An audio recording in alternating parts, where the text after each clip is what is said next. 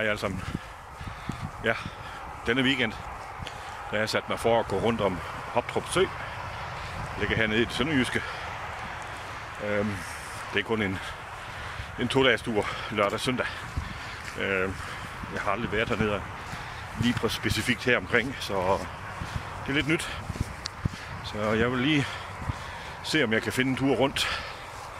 Det ser ud til at kunne passe med sådan en let weekendtur. Så det prøver jeg. Lige nu skal jeg lige væk fra motorvejen. Den er lige tæt på. Jeg starter her i Kliplev.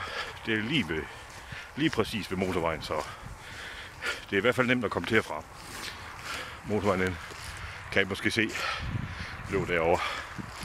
Nå, jeg er på vej mod en spejderlejr. Ny Hedeby hedder det. Og Stævninghus er vist den gård, der ligger der og har med det at gøre. Så det er på vej hen til. Vi er allerede ude på grusvej, så ren asfalt bliver det i hvert fald ikke. Men jeg lader jeg blive opdateret undervejs. Moin.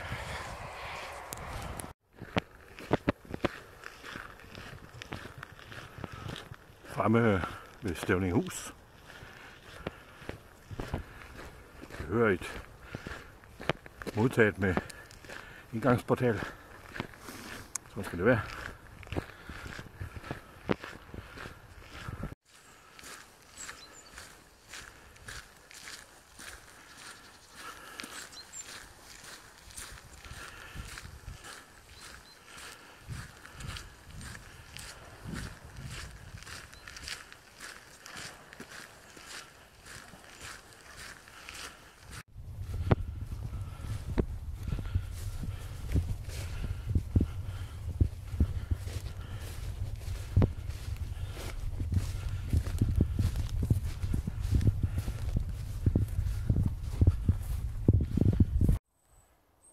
Jeg er kommet til den nordlige ende af spejderlejren, Stævninghus. Som man kan se, der ligger der nogle kanoer. I det område her er der også lige inde bagved her en shelter med bord og bænke og bålplads. Og så er det fineste en bro og lige ud til søen, som er faktisk ganske stor. Jeg kunne nok bruge et par timer på at sejle rundt. Så må ikke det bliver brugt lidt til sådan lidt spejdersport. Jeg kan se, at der er noget til at lave tømmerflåder af. Og jeg kan vide, om man kan leje de her kanoer. Kunne man nok få et par timer til at gå her. Og længere om bagved, toiletter. Amon lige er åben i dag. Vi er jo efter 1. oktober. Ja, okay. Det var faktisk et lille fint sted. Ja. Det var Stævninghus, mine damer og herrer.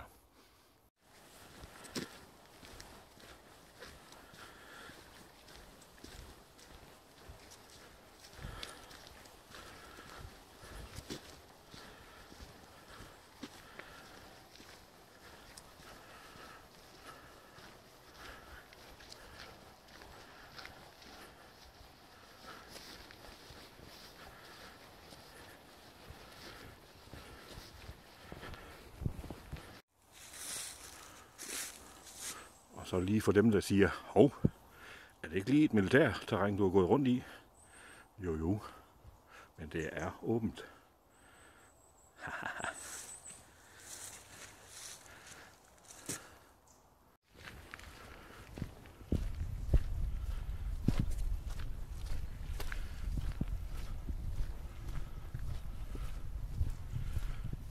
Så er vi nået til den nordlige ende af Hoptrup Sø.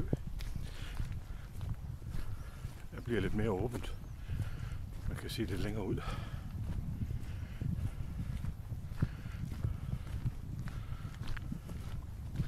Går faktisk ind på militært område nu. Men det er åbent, som det var ifølge skiltene. Skal man selvfølgelig lige holde øje med, Man kan vist slå op i noget, de har hernede med aktivitetskalender. Og se, om der skulle være noget øvelse eller noget i gang. Men ja, jeg er ikke blevet overfaldet endnu af nogle weekendkrigere. Så spørgsmålet, om man bliver overfaldet af nogle køer. Og området det bliver afgræsset af køer heroppe. Hvilket stien vil mærke af. Lige så vel som man kan også se en del efterlandskaber fra dem. Men de er så store, at de er nemme at se. Og hurtigt at gå udenom. Vi kigger lige. Der var en der. Ja, ja. Frisk. Og god. Men faktisk et flot område her. Meget flot.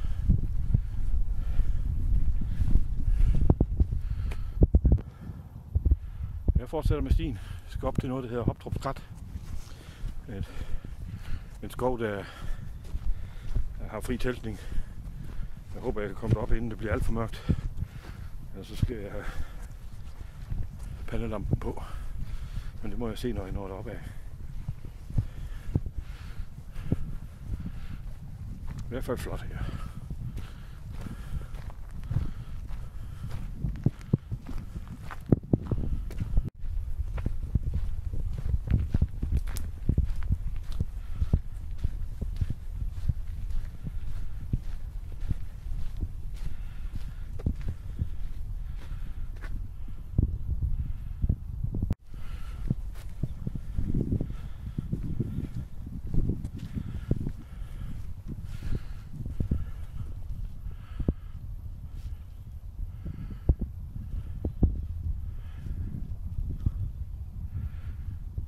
Kønt herude.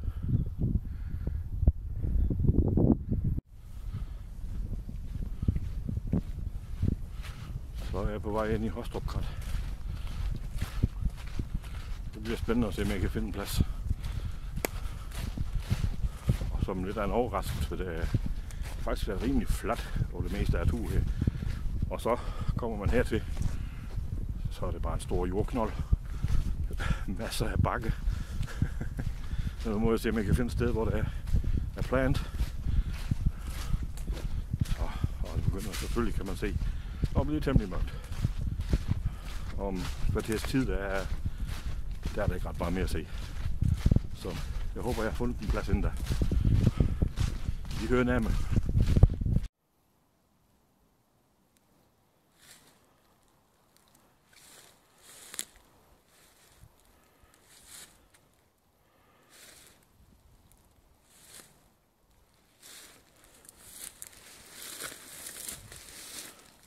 Det nåede at blive mørkt, inden jeg fandt en plads. Men det ser da okay ud her. Jeg håber da i hvert fald, at jeg kan ligge her. Nu må vi se. Nu skal jeg lige have puttet luft i ligunderlaget og have bredt soveposen ud. Så tror jeg kan godt sådan nogenlunde fornemme, hvordan det er. Det ser da ud til at stå godt nok. Lad os nu se. Jeg gik rundt her i et kvarter 20 minutter i buld og mørk for at se, om jeg kunne finde en plads. Det her, det var så det eneste, der bød sig. Sådan lige, ja, den er måske godt nok lige en lavning, men jeg forventer ikke regn i nat. Men det er jo ikke altid så godt. Lad os nu se. Prøv med det.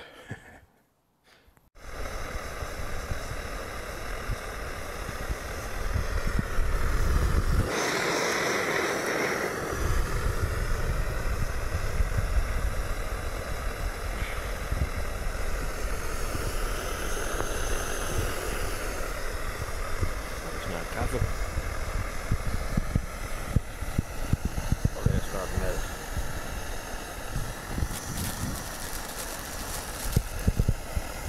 Ja.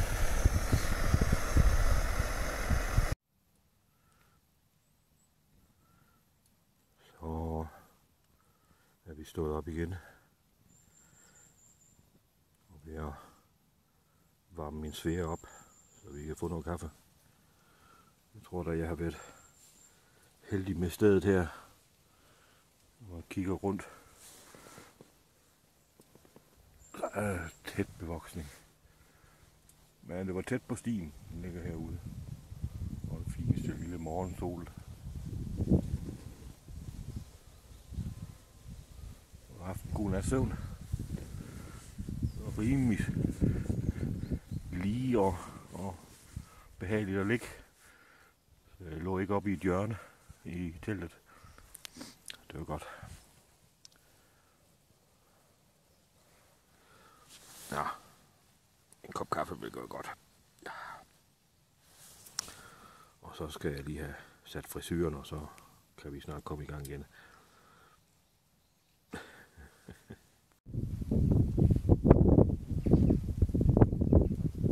Jeg tror da vist, jeg var heldig i går aftes at finde den plads i mørket. Nå. Vi skal videre, og det skal være den her vej. Og se, hvor langt vi når. Jeg skal tilbage til Kliplev Kirke, hvor bilen holder. Og se, hvor længe det var. Men er det ikke typisk. 100 meter længere hen af stien.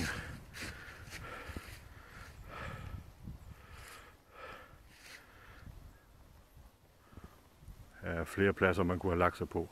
Bord og bænke. En lille sø. Og det hører stadigvæk med til skoven, så...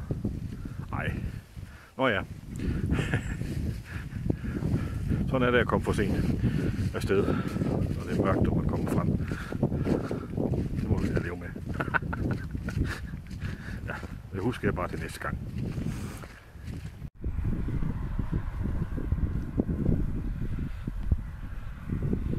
Ja, det er hvad der så kan ske, når man ikke detaljeplanlægger. Kun har et overordnet mål. Der kommer lidt asfalt og lidt landevej hen ad vejen. Jeg kunne sikkert nok have planlagt mig ud af det, men det er som det bliver nu. En lille kilometers penge på en cykelsti. Nå ja, jeg skal nok finde stien igen.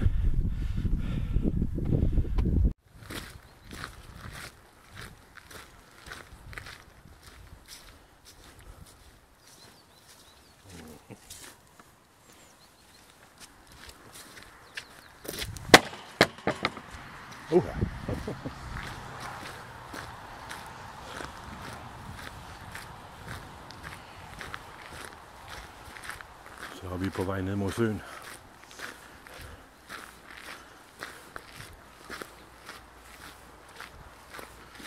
Forventer noget fin landskabskig. Og hvis jeg følger stien, så skulle vi gå lige langs med søen et stykke vej. Så det bliver lige spændende at se. Men der kommer den jo. Hostrup Sø.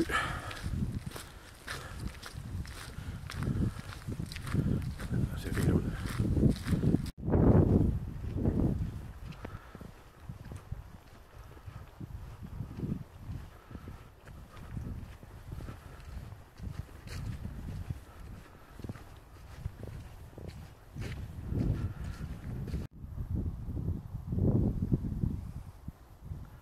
Ja, det kan man også bruge træ til.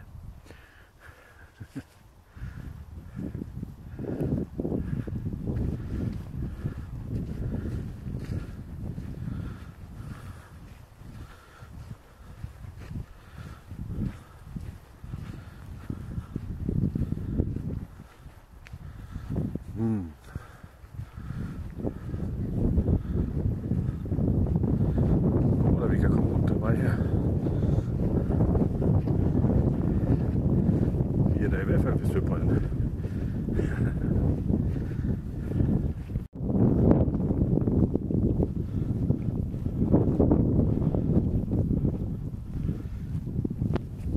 Går vi igen ind i et militært område. Hjemmeværets øvelsesterræn, der hører til nede ved Søgård. Jeg synes faktisk, de her militære øvelsesterræner, de er spændende at gå i. Der er utrolig mange, hvad skal man sige, små pletter, flotte pletter, som er totalt uberørt. weekendkriger, der lige er nede og røre ved det en gang imellem, men sådan i den brede offentlighed, der er de ikke så berørt. Så man får ofte noget uspoleret natur, en masse dyreliv og ja, nogle skønne oplevelser. Går stadigvæk ved Hoptrup Sø. Hostrup Sø, sådan skal det hedde.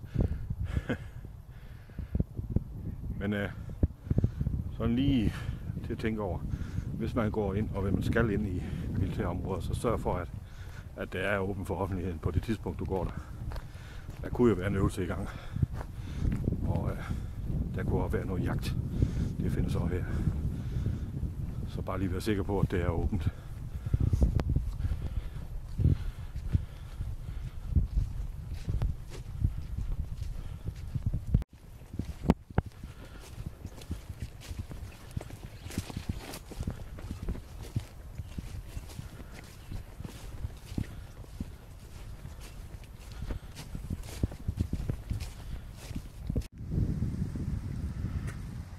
Lige lavet en lille krølle på turen, så jeg har lige kommet forbi Store Søgård Sø. Ikke fordi det er stor omvej til Kliplev. Bringer faktisk minder fra min militærtid. Jeg tror vi havde noget gasøvelse lige her. Kom ikke at sige at jeg ikke kan huske. Det er 40 år siden. Nede bagved der ligger Søgårdlejren. Så det er en del af øvelsesterrænet her omkring. Fint område.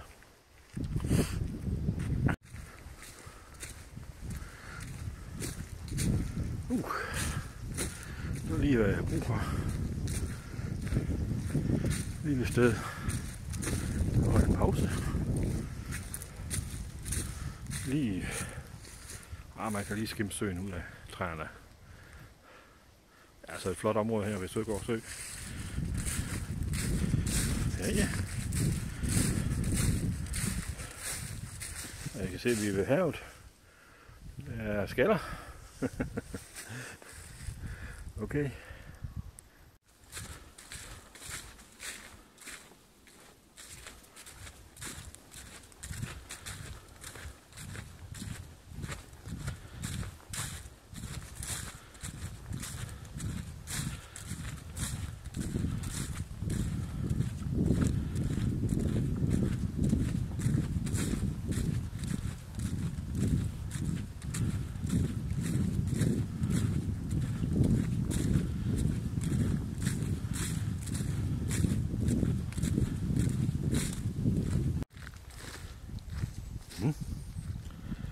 Nødø.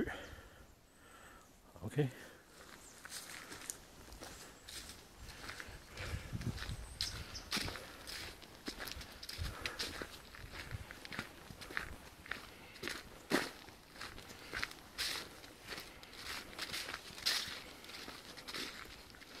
Endnu en.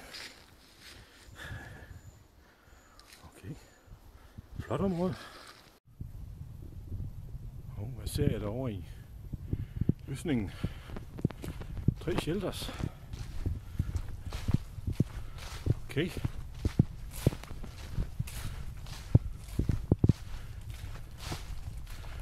Det ligger ganske fint her.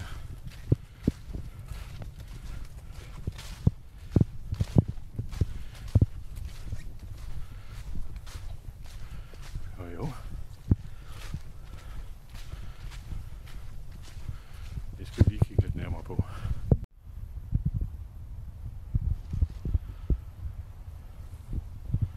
Ja. 3 shelters. Og en gynge. Det er også fint. Bålplads i midten. Så her kan vi godt være ude et par gange. Eller et par mennesker. Det er slet ikke så tosset. Der er lidt grønt område her. Måske lige der kan være et telt eller 2 her også. Og i hvert fald hængerkøj er der masser af plads til. Ja, så vil vi det. Og hvad hedder den?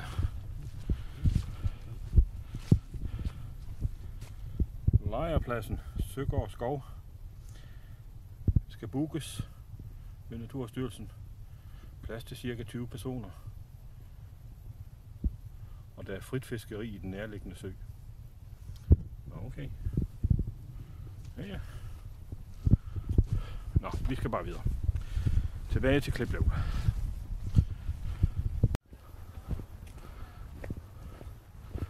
Så er vi kommet til Kliplev. Det blev så knap så lang dag som i går. I hvert fald kilometermæssigt. Så er vi oppe på 12 i dag. Ikke det vildeste.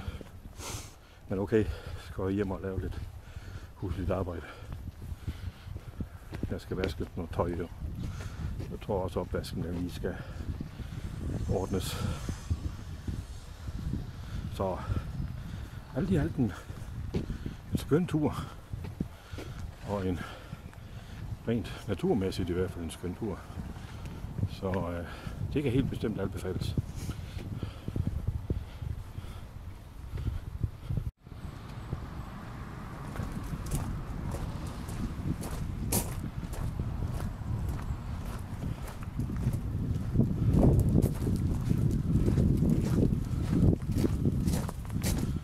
Og der står bilen jo. Sådan. Det var den flot kirke. Ja, endnu en vellukket tur.